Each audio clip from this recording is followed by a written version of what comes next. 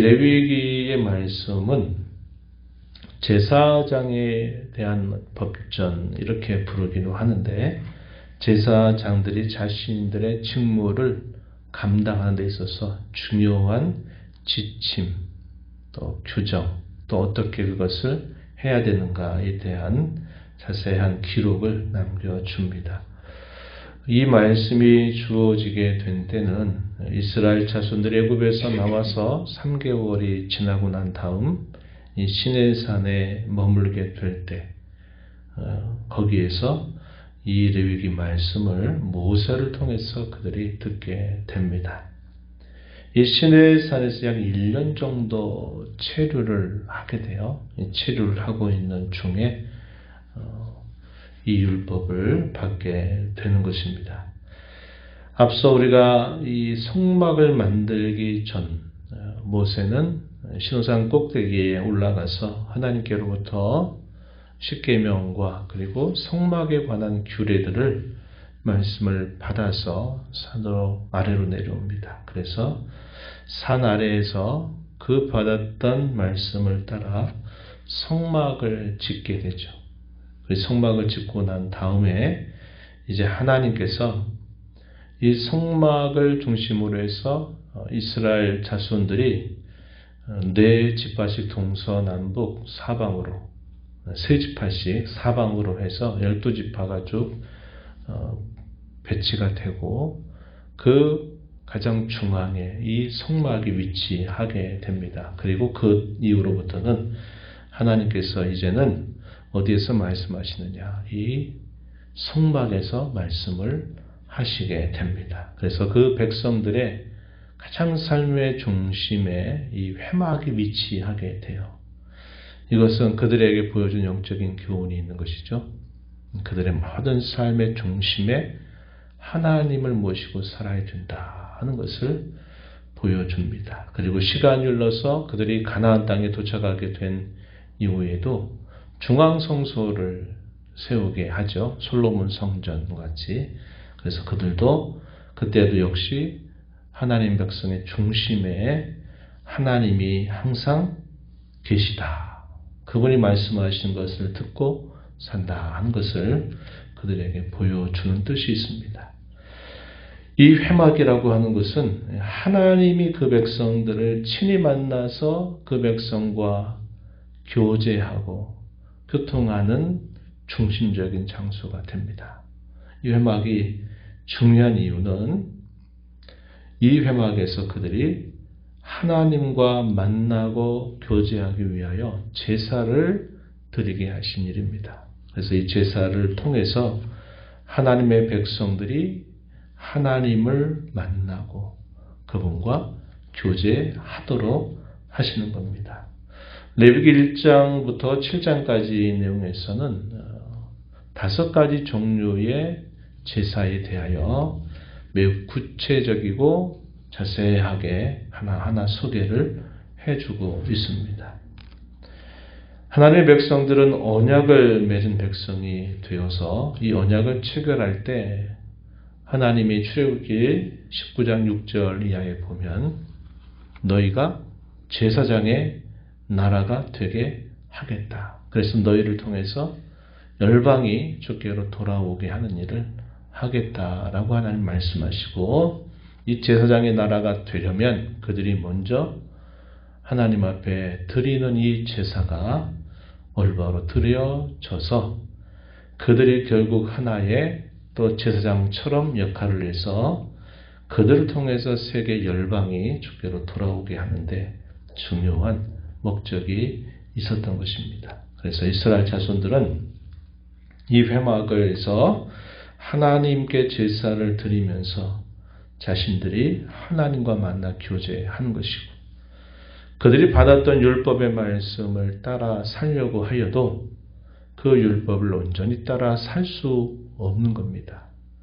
그들이 율법에 어긋나고 죄를 범하게 될 때 그 죄를 벗어난 길도 역시 하나님 앞에 나아가는 길인데, 반드시 나아가는 길에서 요구됐던 것이 바로 이 제사라고 하는 겁니다. 그리고 제사는 하나님과의 만남을 이루기 위하고 그분과 교제하기 위해서는 이 제사는 필수적인 일이었고, 그들이 죄를 범하여 하나님의 관계가 죄로 막히게 될 때 그 죄를 용서받는 길도 이 제사를 통해서 그들이 용서를 받도록 하셨다 하는 것입니다. 그래서 이 제사는 대단히 중요했다는 겁니다.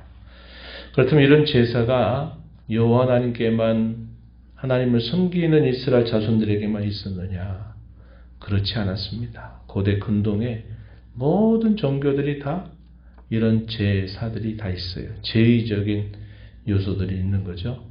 이방의 종교도 역시 자신들이 섬기는 신 앞에 나아가려면 이런 제사 방식을 사용했단 말이죠.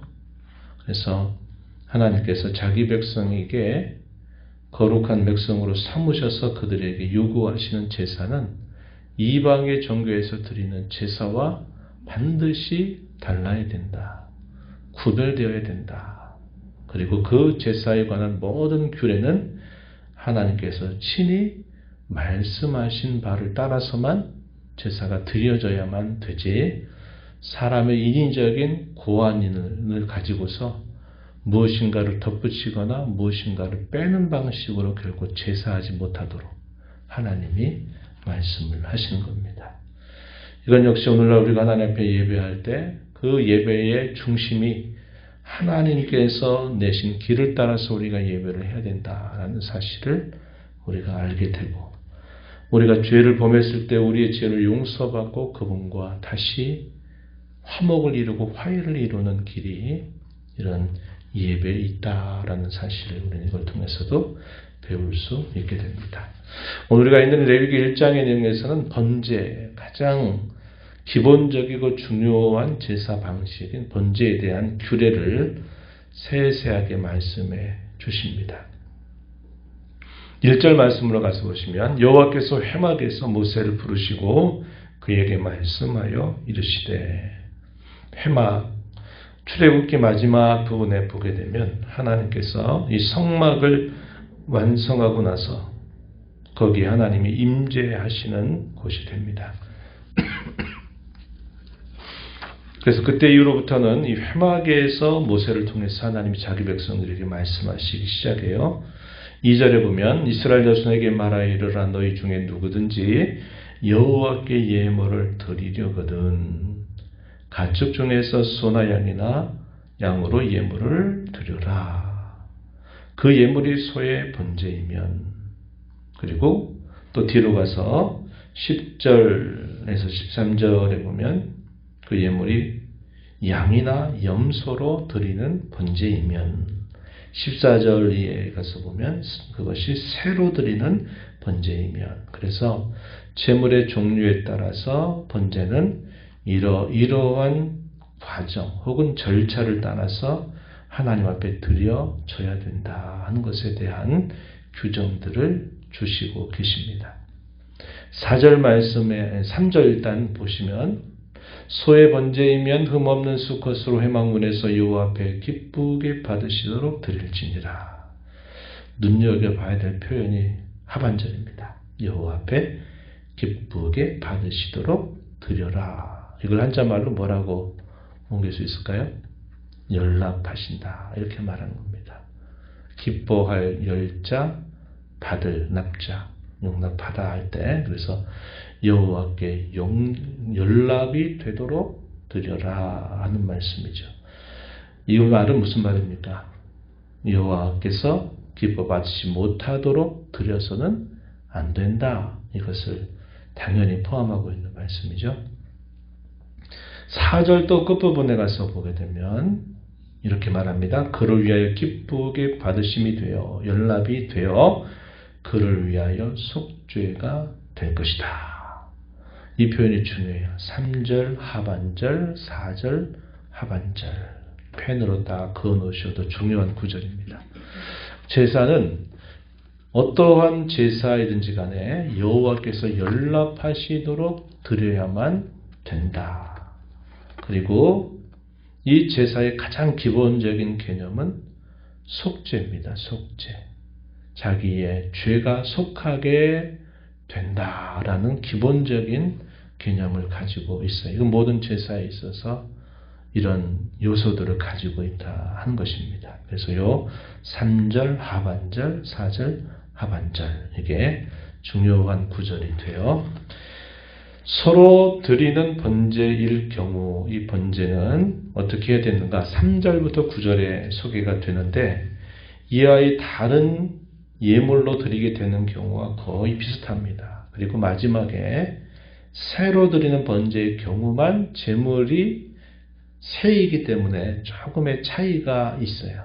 그것 외에는 절차와 방식이 같습니다. 서로 드리는 번제로 가서 보면 흠없는 수컷을 드려라 하는 것은 가장 최상의 제물을 하나님께 구별해 드리라 라는 그런 의미를 포함합니다. 쓰고 남은 거 그냥 일상적인 것이 아니라 가장 귀한 것을 가장 존귀하신 하나님 앞에 구별하여 드려야 된다 하는 것을 가르쳐 주고요. 이 제사를 드리는 절차 혹은 순서 어떤 것인가? 기본적인 것은 불로 태워서 드리는 제사이기 때문에 제사의 방법으로는 화제다. 불로 드리는 제사, 태워드리는 제사를 화제라고 부르고, 이 제사의 끝에 가서 보게 되면 이 제사에서 그 제물이 번제단 위에서 타오를 때 그것을 두고 뭐라고 말하냐면 향기로운 냄새다, 이런 표현이 반복적으로 표현됩니다. 9절 한번 보세요. 9절 끝부분에 보면 이는 화제라 여호와께 향기로운 냄새니라.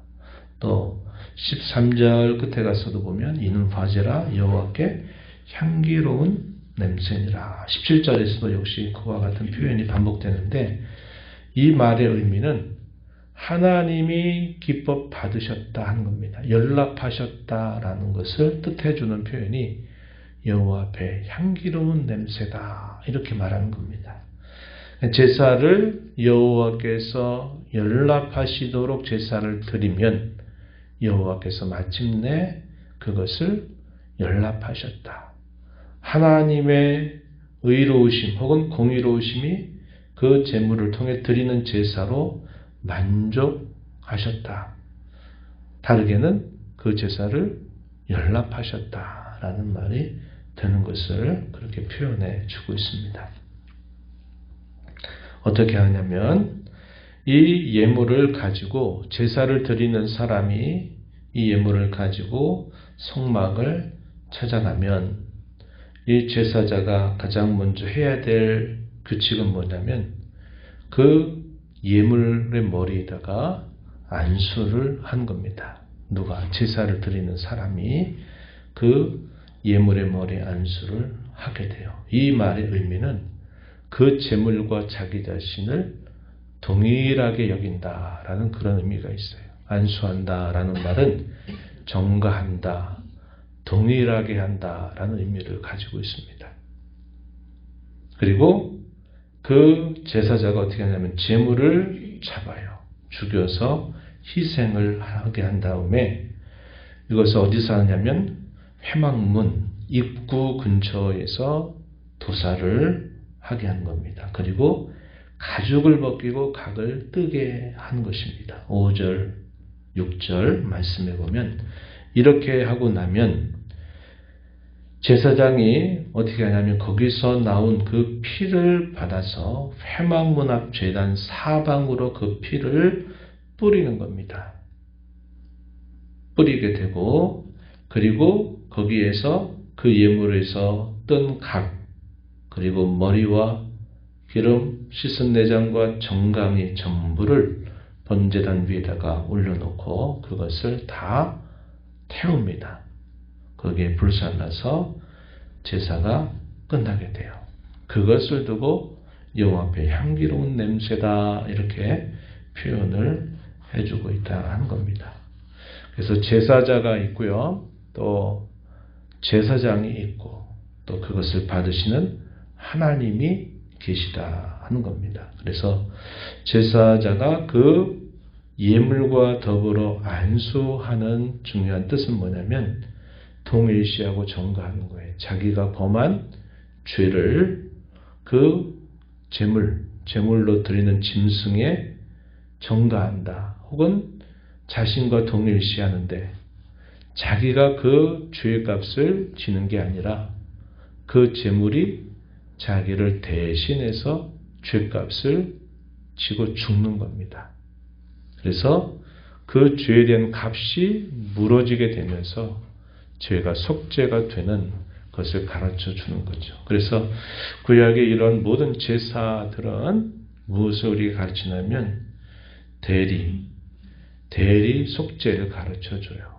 죄 지은 사람이 죽어야 마땅한데 죄 지은 사람이 죽는 게 아니라 죄 지은 사람 대신에 그 제물이 자기와 동일시가 돼서 하나님 앞에서 그 죄값을 지고 죽게 하는 것입니다. 그래서 그 죄가 속죄가 되는 것을 가르쳐 주는 거죠. 이러한 제사들이 번제가 있고 또 내일 보면 소제가 있고 화목제, 속죄제, 속건제 이러한 5가지의 기본적인 제사들이 계속 이어집니다. 절차와 방식에서 좀 차이들이 계속 나타나고 또 목적에 있어서는 조금씩 그 목적들이 구별이 되지만 이 모든 제사의 가장 기본적인 성격은 우리가 4절 끝에서 읽은 것처럼 속죄의 의미라 하는 겁니다. 속죄.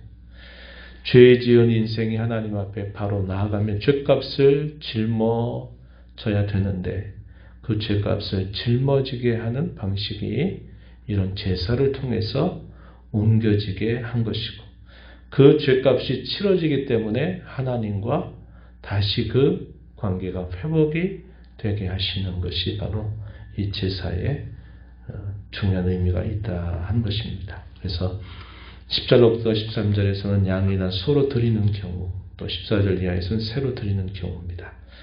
값으로 따지면 어떤 게 가장 값어치가 있을까요? 가장 비싼 예물은 소겠죠. 소. 그리고 양이나 염소. 또 가난한 사람의 경우는 양이나 염소가 없기 때문에 새로 드려요. 근데 그 효과는 동일하게 약속이 되는 겁니다. 자신의 형편에 따라서 소나 양이나 염소 새로 드릴 수 있도록 하나님이 배려하신 겁니다. 에베소 5장 2절 말씀에 보면 이런 말씀이 있어요. 예수님에 관하여 말씀해 주시기를 그는 우리를 위하여 자신을 버리사 향기로운 제물과 희생제물로 하나님께 드리셨다 이렇게 말합니다. 예수 그리스도 그분께서 자신을 버리셔서 향기로운 제물, 희생제물로 하나님께 드리셨다. 누구를 위해서? 우리를 위해서. 다른 말로 말하면 우리를 대신해서 이렇게 말합니다. 구약의 모든 제사는 그리스도께서 우리를 위하여 우리를 대신하여 드려주시는 온전한 제사에 대한 예표들입니다. 예표들. 그래서 우리는 이런 제사를 통해서 우리 주 예수 그리스도의 희생 제사를 우리는 믿음으로 바라보게 되면서 그리스도의 그 희생을 통해서 우리가 죄를 용서받아서 하나님과 만나 교제하고 그분과 더불어 살아갈 수 있는 그런 길을 우리가 공급받고 있다 하는 사실을 우리가 배우게 됩니다.